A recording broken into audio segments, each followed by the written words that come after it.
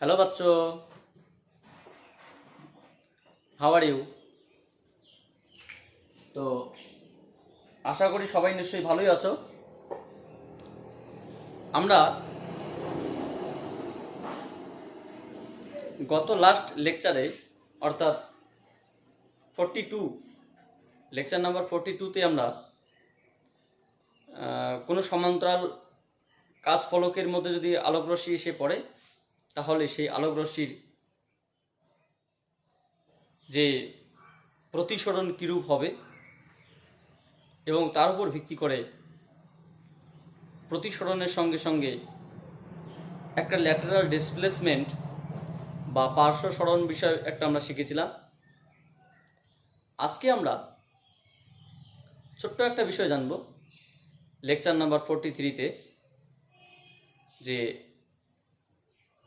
প্রতিসরণের দরুন কিভাবে প্রতিবিম্ব সৃষ্টি হয়। আমরা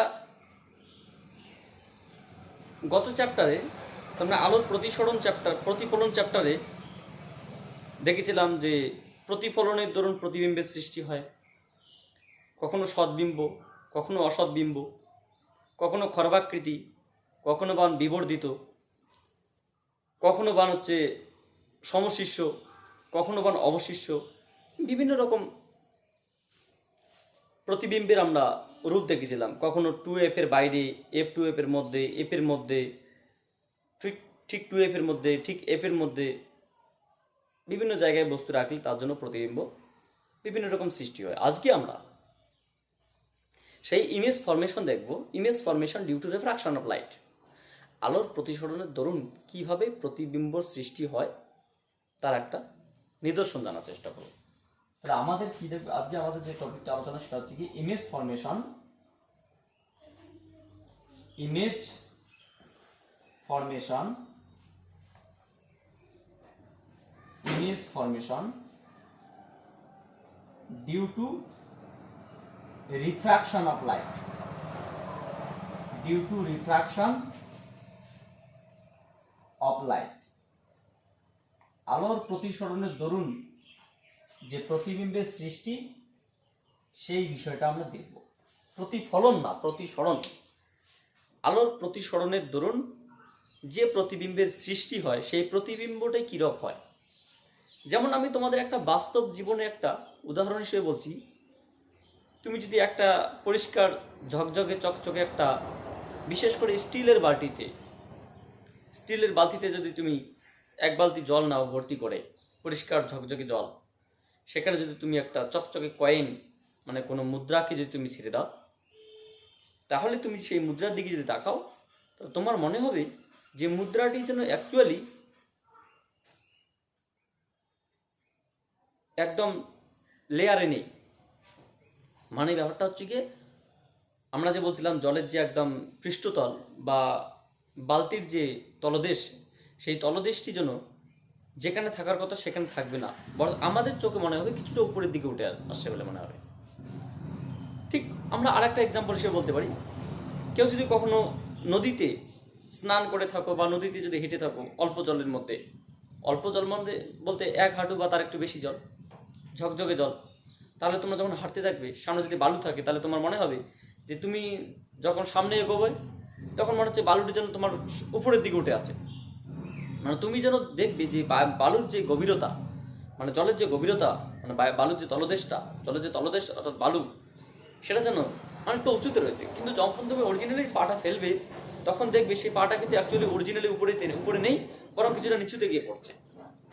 তাহলে এই যে একটা কি করে এই ঘটনা ঘটলো, how it is form, how it is possible in reality, তাহলে বাস্তবে এটা কীভাবে তৈরি হয় বা কীভাবে ফরমেশন হয়, কীভাবে তৈরি হয়, সেই বিষয়টা একটু আমরা জানার চেষ্টা করব।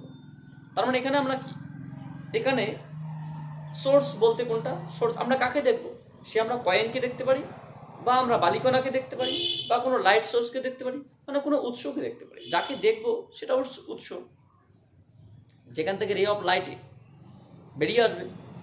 কিন্তু যেখান থেকে দেখব সেটা নিশ্চয়ই তোমার হচ্ছে গিয়ে অবজারভার বা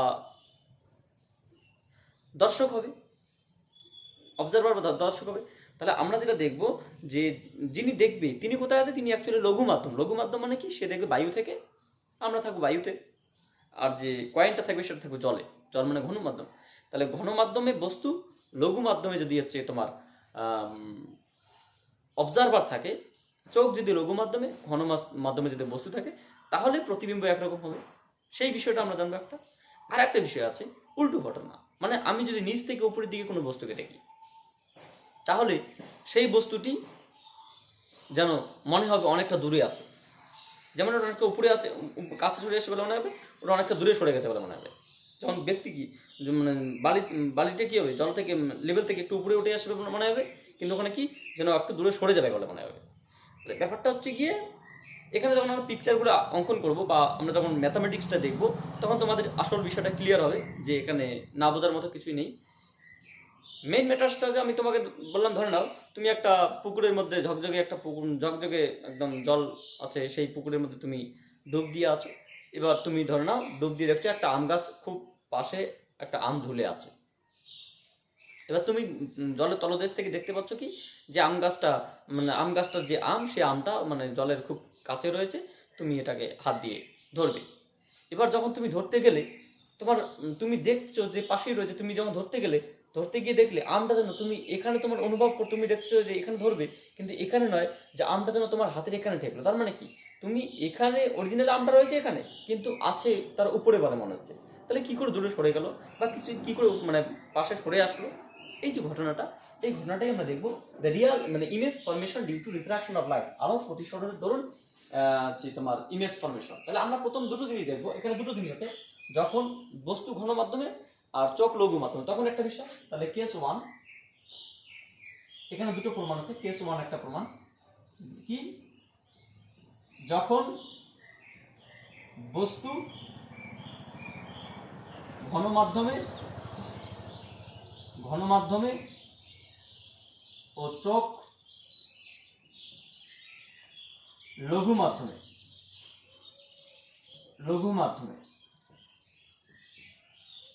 তখন প্রতিবিম্বের প্রকৃতি কিরূপ হবে, প্রতিবিম্বটা কোথায় গঠিত হবে, সে প্রতিবিম্বের আপাত হাইট কত, প্রকৃত হাইট কত, আপাত হাইট বলবো না, আপাত গভীরতা কত, প্রকৃত গভীরতা কত, কতটুকু স্মরণ ঘটলো, তার মানে প্রতিবিম্বের পার্শ্ব স্মরণ কত ঘটলো, মানে স্মরণ কতটা ডিসপ্লেসমেন্ট ঘটলো, সেটা দেখবো আমরা। এটা আমরা বোঝানোর জন্য বললাম যে ধরা যাক এটা একটা হচ্ছে তোমার জলতল, এদিকে নামলাম আমরা, এদিকে বলছি, ধরেন এটা একটা জলতল, ওয়াটার লেভেল, যেখানে দুটি মাধ্যম, এদিকে ধরো তোমার ওয়াটার রয়েছে, এটা হচ্ছে এ মাধ্যম, এদিকে তোমার হচ্ছে বায়ু রয়েছে, এটা বি মাধ্যম।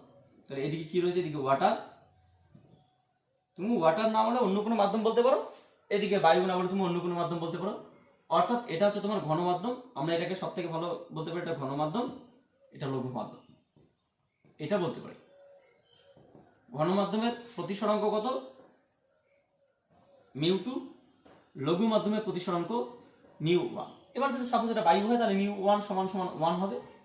আর এটা যদি তোমার হচ্ছে গিয়ে বায়ু না অন্য কোনো মাধ্যম হয়, ঘন মাধ্যম, যে কোনো মাধ্যম হয়, তাহলে তার প্রতিসরাঙ্ক মিউ টু সমান সমান মিউ হয়। তখন আমরা স্পেশাল কতগুলো কেস দেখবো, এরকম একটা বিষয়। এবার ধরে নাও এটা তোমার জলের তলদেশ আমরা বললেও হবে, না বললেও অসুবিধা নেই। তাহলে কোনো একটা বস্তু ধরে নাও ঠিক এই জায়গায় রয়েছে, তলদেশে থাকতে পারে বা জলের যে কোনো লেভেল থাকতে পারে, জলতল থেকে যে কোনো লেভেলে থাকতে পারে। তাহলে এটা হচ্ছে তোমার কোনো একটা বস্তু, সেই বস্তুটাকে আমরা বললাম পি। তাহলে এই পি থেকে যিনি অবজার্ভ করবে, এই বস্তুটাকে দেখবে, তিনি কোথায় আছে বলতো, তিনি অ্যাকচুয়ালি থাকবে কোথায়, তিনি অ্যাকচুয়ালি লঘু মাধ্যমে, মানে তিনি এইদিকে কোথা থেকে দেখবে। তাহলে এখান থেকে অনেক ধরনের রশ্মি বেরোবে, এখান থেকে এরকম রশ্মি বেরোতে পারে, এরকম রশ্মি যেতে পারে। রশ্মি আমরা জাস্ট দুটো রশ্মি নেব ইমেজ তৈরি করার জন্য। একটা রশ্মি আমরা নিলাম, যে একটা রশ্মি হচ্ছে তোমার সরাসরি ঠিক অবিলম্ব বরাবর দুই মাধ্যমের বিভেদ তলে গিয়ে পড়লো, এইভাবে গিয়ে পড়লো। তাহলে পি এ বিন্দুতে গিয়ে পড়লো, ধর এটা তোমার তো হচ্ছে মিডিয়া M1 M2, মিডিয়া মাধ্যম ইন্টারফেস। তাহলে একটা রশ্মি বস্তু থেকে সরাসরি একটা আলোক রশ্মি অবিলম্বভাবে যে দুই মাধ্যমের বিভেদ তলে গিয়ে এই বিন্দুতে পড়লো, মানে নর্মাল বরাবর। তাহলে অবিলম্ব রশ্মি কোন দিকে হয়, প্রতিসরণের পর ঠিক এইভাবে বেরিয়ে যায়। তাহলে একটা রশ্মি পি থেকে এ তে এসে আবার এ থেকে বি হয়ে বেরিয়ে গেল। আর একটা রশ্মি, আর যে কোনো একটা রশ্মি, আর একটা রশ্মি ধরে নাও তোমার এখান থেকে এখানে পাঠানো হলো, এখান থেকে একটা রশ্মি পাঠানো হলো। তাহলে সেই রশ্মিটা ধরে নাও তোমার এখানে সি বিন্দুতে আপতিত, এই বিন্দুটার নাম সি। তাহলে এই রশ্মিটা কি হবে, এখানে কিভাবে আপতিত হলো, এখানে যদি একটা অবিলম্ব কল্পনা করা হয় তাহলে সেই অবিলম্বের সাপেক্ষে আই কোণে আপতিত হলো, ইনসিডেন্ট অ্যাঙ্গেল আই। তাহলে সেই রশ্মিটি যখন লঘু মাধ্যম, ঘন মাধ্যম থেকে লঘু মাধ্যমে যাবে তখন রশ্মিটি এই দিকে না গিয়ে বরং সে কিছু একটা দূরে সরে যাবে, এরকম করে যাবে। অর্থাৎ রশ্মিটি যখন ঘন মাধ্যম থেকে লঘু মাধ্যমে যাবে তখন রশ্মিটি অবিলম্ব থেকে দূরে সরে যাবে। তাহলে এটা তোমার হচ্ছে প্রতিসরণ কোণ আর, এটাকে আমরা নর্মাল বলতে পারি n1 n2। তাহলে পি সি ডি। তাহলে প্রতিবিম্ব কোথায় গঠিত হবে, তাহলে মনে হচ্ছে কোনো একজন ব্যক্তি যদি এখান থেকে দেখে তাহলে মনে হচ্ছে সেই রশ্মিটি এখান থেকে, মানে অ্যাকচুয়ালি রশ্মিটি এখান থেকে আসছে না, যেন মনে হচ্ছে যে রশ্মিটি এখানে কোনো একটা বিন্দু থেকে আসছে বলে মনে হচ্ছে, এখানে কোনো একটা বিন্দু থেকে আসছে বলে মনে হচ্ছে। তাহলে এটা তোমার হচ্ছে ইমেজ, এটা অবজেক্ট, এটা ইমেজ কিউ। তাহলে একটা জিনিস এখানে ভালো করে বোঝার চেষ্টা করো, বস্তুটি অ্যাকচুয়ালি এখানে একটা রশ্মি এদিকে গেল, একটা রশ্মি এদিকে গেল। তাহলে দুটো রশ্মি যখন এদিকে গেল তাহলে একটা রশ্মি এদিকে বেরিয়ে গেল, একটা রশ্মি এইদিকে বেরিয়ে গেল। এটা দুটোকে যদি পিছনের দিকে তাকানো হয় তাহলে মনে হচ্ছে যে রশ্মি দুটো এখান থেকে আসছে বলে মনে হয়। অর্থাৎ এটা হচ্ছে একটা তোমার কি এই বস্তুর প্রতিবিম্ব বা ইমেজ। তাহলে এটা কি প্রতিসরণের দরুন প্রতিবিম্ব গঠন। So image formation due to refraction of light when the object at denser media and observer at rarer media, then it will form a image. তখন এটা একটা ইমেজ ফর্মেশন তৈরি করবে। সেই ইমেজ ফর্মেশনের ক্ষেত্রে আমরা কি দেখব, আচ্ছা এখানে একটা জিনিস বোঝার চেষ্টা করো। প্রথমত এই যে এ বি, মানে এ বি বলবো না, এই যে বি আর পি, এটা একটা সরলরেখা। এইদিকে n1 n2 এটা একটা সরলরেখা। তাহলে এই যে রশ্মিটা, অ্যাকচুয়ালি এই যে রশ্মিটা একটা ভেদক বা ছেদক, এরকম একটা ভেদক বা ছেদক, অ্যাকচুয়ালি এখানে কাটা কাটা রয়েছে এরকমটা ভেদক বা ছেদক। তাহলে এই কোণটা কি, এই কোণটা হচ্ছে আর। তাহলে এই কোণটা আর হলে এই কোণটা কি, ওটা আর মানে অনুরূপ কোণ। তাহলে এই কোণটা যদি আর হয় তাহলে আমরা বলতে পারি এই কোণটা হচ্ছে তোমার আর প্রতিসরণ কোণ। আচ্ছা আর একটা পয়েন্ট, এই কোণটা যদি আই হয় তাহলে এই কোণটাকে আমরা আই বলতে পারি। কেন, তার কারণ হচ্ছে গিয়ে আমরা যদি এরকমটা বলি, এরকমটা না বলে এরকম কোণ, এই দুটো সমান্তরাল সমান্তরাল একটা ভেদক বা ছেদক যদি আমরা পিসি বলি, যে পিসি একটা ভেদক বা ছেদক পিসি, তাহলে ভেদক বা ছেদক যদি হয় তাহলে আমরা বলতে পারি এই কোণ সমান সমান এই কোণ বা এই কোণ সমান সমান এই কোণ। তাই এখানে কি আছে, এই কোণটা কি, এই কোণটা হচ্ছে তোমার আই, তাহলে এই কোণটা কি হচ্ছে এটা আই, তাহলে এটা হচ্ছে আই কোণ। এই বিষয়গুলোকে কাজে লাগিয়ে আমাদের একটু দেখতে হবে যে ইমেজটা কোথায় গঠিত হয়েছে এবং ইমেজের কতটুকু সরণ ঘটেছে। অ্যাকচুয়ালি এই যে বস্তু কোথায় আছে, এখানে পি। তাহলে বস্তুর গভীরতা কত, বস্তুর গভীরতা হচ্ছে তোমার ডি। এটাকে বলা হয় রিয়াল ডেপথ বা প্রকৃত গভীরতা, বস্তুর প্রকৃত গভীরতা। কিন্তু বস্তুকে তো আমরা এর অরিজিনালি এখানে দেখতে পাবো না। তাহলে বস্তুর প্রকৃত গভীরতা কত, যে বস্তুর প্রকৃত গভীরতা এপি সমান ডি। কিন্তু আমরা বস্তুটাকে প্রতিসরণের ফলে কি দেখতে পাবো, বস্তুটাকে প্রতিসরণের ফলে আমরা দেখতে পাবো এ কিউ সমান ধরো এইচ, মানে এ কিউ উচ্চতা এখানে দেখতে পাবো। তাহলে এটা কি প্রকৃত গভীরতা, এটা বস্তুর আপাত গভীরতা। ফলে আমরা কি দেখবো, বস্তুটা কিছুটার জন্য উপরের দিকে রয়েছে। এবার প্রশ্ন হচ্ছে কথাটা সরে আসলো, আমরা যদি বলি সেটাকে এক্স সমান কত, যে এপি মাইনাস এ কিউ। আমাদের এই কতগুলো পয়েন্ট আমাদের বের করতে হবে। অ্যাকচুয়ালি পার্শ্ব সরণ কতটা সরে আসলো, কতটা উপরে সরে আসলো, উঠে আসলো, সেই বিষয়টা আমাদের জানতে হবে। তাহলে আমরা কি লিখবো, কতগুলো প্রথম ক্রাইটেরিয়া আছে, আমি সেগুলো লিখছি না, আমি জাস্ট বলছি যে ধরা যাক কোনো একটি বস্তু ঘন মাধ্যমে এবং চোখ লঘু মাধ্যমে অবস্থান করে এরকম কোনো একটি মাধ্যমের মধ্যে পি একটি বস্তু থেকে নির্গত দুটি রশ্মি একটি রশ্মি অবিলম্ব বরাবর এ বিন্দু দিয়ে বি অভিমুখে বেরিয়ে যায়, অপর একটি রশ্মি পিসি অপর একটি রশ্মি সেটা সিডি পথে বেরিয়ে যায়। তাহলে এই যে দুটি রশ্মি আসলো একটা সিডি পথে বেরিয়ে গেল, তাহলে এই দুটি রশ্মির ফলে যে প্রতিবিম্ব সৃষ্টি হয় সেই প্রতিবিম্বটা হচ্ছে তোমাদের কিউ। তাহলে পি বস্তুর প্রতিবিম্ব কি কিউ। তাহলে এই প্রতিবিম্বটা কিউ যদি হয় তাহলে এটা তোমার হচ্ছে গিয়ে আপাত গভীরতা, এটা প্রকৃত গভীরতা, এটা হচ্ছে তোমার সরণ। কতটা সরণ ঘটলো সেটা আমরা জানবো। তাহলে আমরা কি করবো, the Snell's law, if we apply the Snell's law at point C, যদি আমরা C বিন্দুতে Snell's law অ্যাপ্লাই করি, so if we apply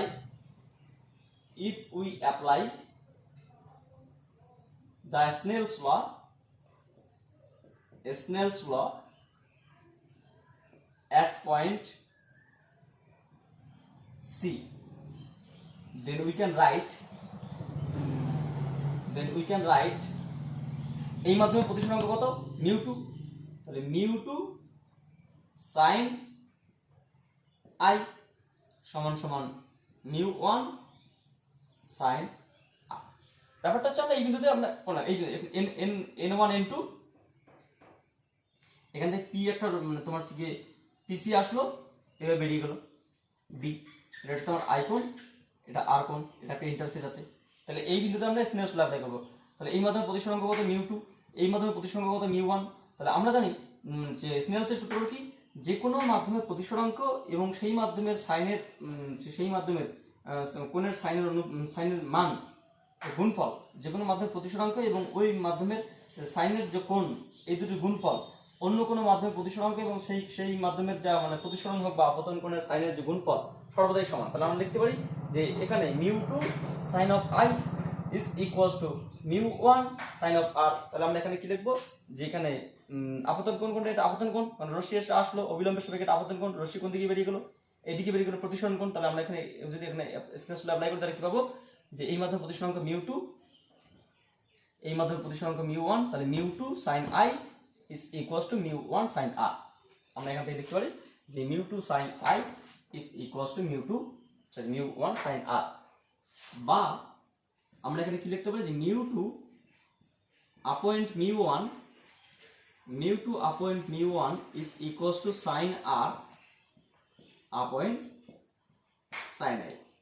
আচ্ছা অ্যাকচুয়ালি sin R টা কি বলতো, sin R মধ্যে কোনটা, এটা n1 CD, তাহলে আমরা লিখতে পারি sin of n1 CD।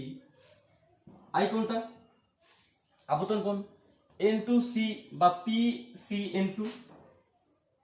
PCN2, এটা আপতন কোণ। এবার আমরা কি লিখতে পারি, এবার আমরা যখন তোমার ইকুয়েশন নাম্বার এটা হচ্ছে 1, ইকুয়েশন নাম্বার 1 দিলাম, তাহলে μ2 by μ1 is equals to this। যেহেতু আমরা কি লিখতে পারি, যেহেতু কোণ of n1 CD is equals to কোণ অফ AQC, অনুরূপ কোণ।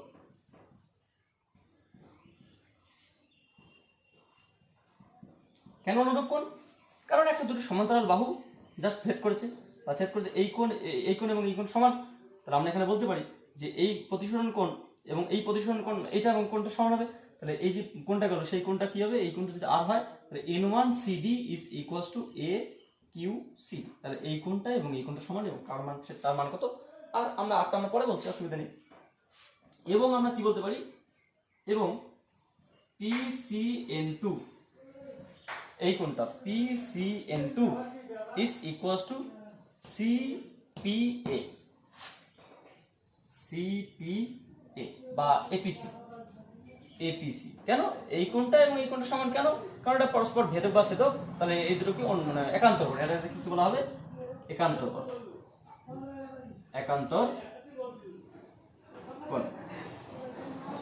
একান্তর কোণ এটা লিখতে পারি। তাহলে আমরা n1 CD পরিবর্তে লিখব AQC, আর PCN2 এর পরিবর্তে আমরা লিখব CPA। সো from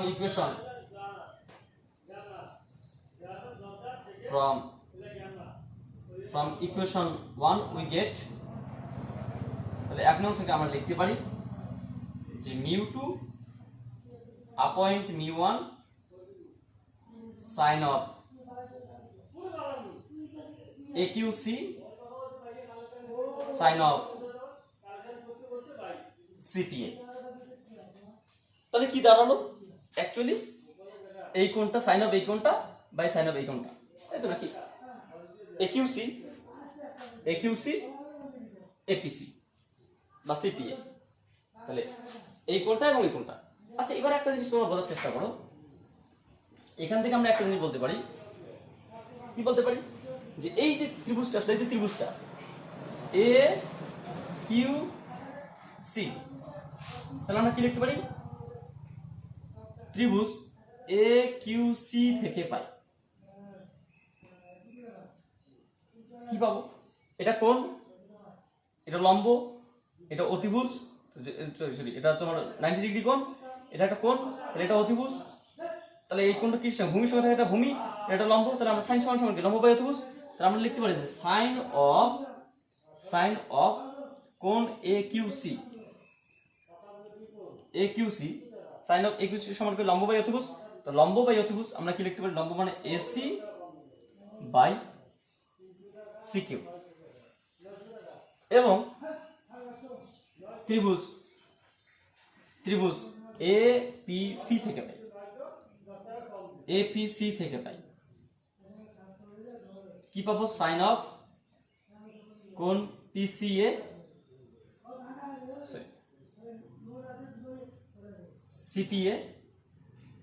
সিপিএ বা এপিসি সমান লম্ব বাই অতিভুজ, লম্ব মানে কোনটা, এটা মানে এসি বাই অতিভুজ কত পিসি। তাহলে if we put the value sine of AQC and sin of CPA in equation 1 or equation 2, in equation 2 then we get, তাহলে আমরা কি পাবো, তাহলে আমরা পাবো, যদি আমরা এখানে বসিয়ে দিই তাহলে কি পাবো, তাহলে আমরা পাবো যে μ2 upon μ1 is equals to, এটা মানে আমরা কি লিখতে পারি, এটা মানে লিখতে পারি AC by CQ, এবং এটা পরিবর্তে আমরা কি লিখতে পারি AC বাই PC, তাহলে আমরা লিখতে পারি যে AC by CQ into PC by AC, তাহলে PC বাই CQ কি আসলো, μ2 বাই μ1 সমান PC বাই P, তার মানে কি আসলো, এই বাহু বাই এই বাহু। এবার একটা জিনিস তোমাকে জানতে হবে, ঠিক আছে, না জানলেও তোমাকে জানতে হবে, সেটা কি বলতো, এই প্রতিসরণের ক্ষেত্রে এই ঘটনাটা তখনই হবে তুমি যখন খুব পাশে থেকে দেখবে, অর্থাৎ বাংলা কথায় যখন এ বিন্দু এ ও সি বিন্দু খুব কাছাকাছি অবস্থান করে, খুব কাছাকাছি অবস্থান করে, মানে প্রমাণটা করতে একটা সুবিধা হবে, নাহলে তোমাকে একটু অন্যভাবে করতে হবে, অবস্থান করে, তখন তাহলে এই দুটি বিন্দু যখন খুব কাছাকাছি অবস্থান করে তখন কি ঘটনা ঘটবে, একটা জিনিস তুমি বোঝার চেষ্টা করো, তার আগে আমরা একটা জিনিস বোঝার চেষ্টা করবো, এই যে ত্রিভুজটা AC Q A C Q, আমি যদি এই ত্রিভুজটা ক্ষেত্রে বলি এ কিউ সি, দুটি যখন খুব কাছাকাছি থাকে, তাহলে এই পয়েন্ট যদি এখানে আসে তাহলে কি আসলো, এই বাহুটা কমে গেল, এখানে এই বাহুটা আরো কমে গেল, এখানে আসলে আরো কমে গেল, এখানে আসলে আরো কমে গেল, যখন খুব কাছাকাছি থাকবে তখন মনে হবে যে এই বাহুটা নেই, এবং এই যে দুটি বাহু মানে এই অতিভুজ এবং যে ভূমি, এই যে ভূমি এবং অতিভুজ দুটোই প্রায় সমান, কখন, যখন এ এবং সি বিন্দু খুব কাছাকাছি অবস্থান করবে তখন তখন আমরা কি লিখতে পারি, তখন আমরা লিখতে পারি যে CQ nearly equals to AQ. অনুরূপে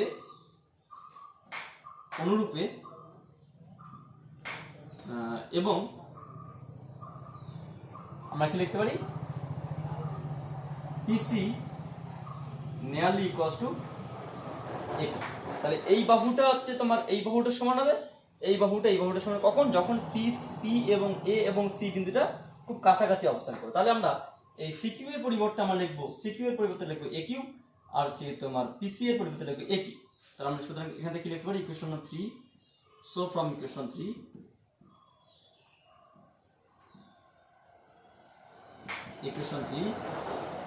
we get 3 নং থেকে আমরা পাই μ2 upon μ1 পিসি মানে তোমার হচ্ছে গিয়ে এপি বাই একিউ। আচ্ছা, এবার একটা জিনিস বোঝার চেষ্টা করো। আচ্ছা, এপিটা কি বলতো? এপিটা রিয়াল ডেপথ, আর একিউটা কি? আপাত গভীরতা। তাহলে আমরা বলতে পারি যে এটা কি বলতে পারি যে mu two by mu one. যেখানে মিউ টুটা মিউ ওয়ানের থেকে বড়, যেখানে মিউ টুটা মিউ ওয়ানের থেকে বড়। কেন? বস্তু ঘন মাধ্যমে রয়েছে, ঘন মাধ্যমে প্রতিসরাঙ্ক বেশি হয়, লঘু মাধ্যমে প্রতিসরাঙ্ক কম হয়। তাহলে আমরা এখানে লিখতে পারি যে এটা এপিটা কি? এপিটা হচ্ছে তোমার প্রকৃত গভীরতা, বস্তুর প্রকৃত গভীরতা, বস্তুর প্রকৃত গভীরতা, বস্তুর আপাত গভীরতা। এটা আপাত গভীরতা মানে কি? এটা ইমেজ। আচ্ছা, প্রকৃত গভীরতা কত অ্যাকচুয়ালি? প্রকৃত গভীরতা আমরা বলতে পারি ডি, রিয়াল ডেপথ। আপাত গভীরতা আমরা জানি না, আপাত গভীরতা আমরা লিখলাম আপাত গভীরতা। আচ্ছা, mu two by mu one. এবারে স্পেশাল কেস। স্পেশাল কেস কি? যদি স্পেশালি এই মাধ্যমটা বায়ু হয়, তাহলে বায়ুর মাধ্যমে প্রতিসরাঙ্ক কত? Mu one, mu two, mu one সমান সমান ওয়ান হবে।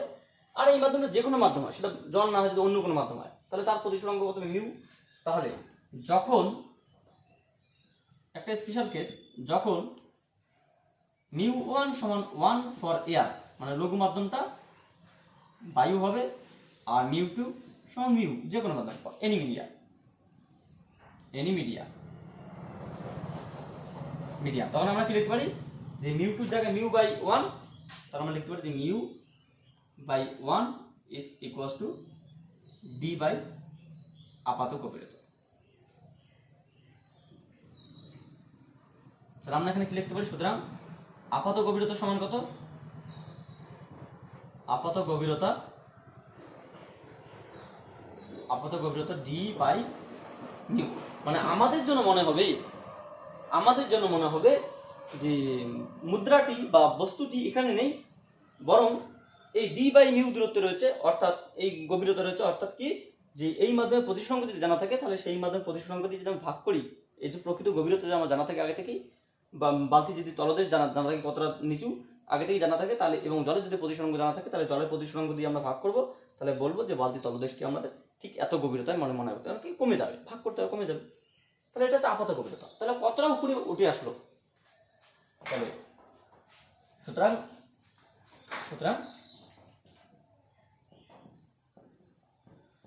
নির্ণেয় সরণ, আপাত সরণ, তাহলে আপাত সরণ কতটুকু ঘটবে? আমরা যদি আপাত সরণ আমরা এক্স বলি, এক্স না, এটাকে আমরা কি বলবো? আপাত সরণ কত বলতো? একিউ, এতটুকু সরণ ঘটবে ছিল এখানে। আসলে এখানে একিউটা কি বলতো? Actually AP minus, sorry AQ না, পিকিউ।